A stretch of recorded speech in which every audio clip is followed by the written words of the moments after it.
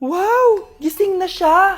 Ang pala mo nandito sa bahay. Nay, wag ngayon please. Alam mo, bilib din ako sa'yo eh. Wala na nga tayong makain, nagpabuntis ka pa. Buti pa yung anak ni Rosa, pag-aaral ay natupag. Nakakawalang gana.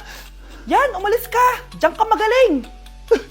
Kasalanan mo to! Sinira mo yung future ko! Ate, please, tigilan mo yan. Walang kasalanan yung bata. Hindi! Dahil dito, galit sa akin si nanay. Kaya dapat mawala na to! Ate, wag! Ate! Anak, kain ka na oh. Nay? Sorry anak ha sa mga sinabi ko. Hayaan mo, babawi ako sa'yo ha. Thank you, Nay. Nay, sumasakit yan ko. Nay! Oo, yung pinag-usapan natin ha. Hihintayin ko lang mga anak tong babaeng to. Pag nabigay ko na yung bata, ibigay mo na agad yung pera sa akin ha. Palak ibenta ni nanay yung anak ko.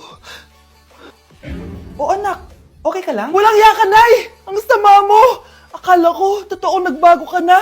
Pera pa rin pala yung nasa utak mo. Abay, bakit? Wala ka nang pakinabang dito. At least yung anak mo, mapapakinabangan ko. Wala ka namang papakain dyan eh. Napakasama mo! Lalayas na ako sa impyernong to! Sige, lumayas ka! Sino tinakot mo? Tignan natin kung saan ka pupulutin. Hello, Bes. Hello, Bes. Kilala mo ba si Edward? Oo, Bes. Siya yung ama ng dinadala ko. Mayaman pala sila, Bes. Gusto kanyang makita kasi gusto niyang palagutan yung baby mo. Talaga? Oo, Bes.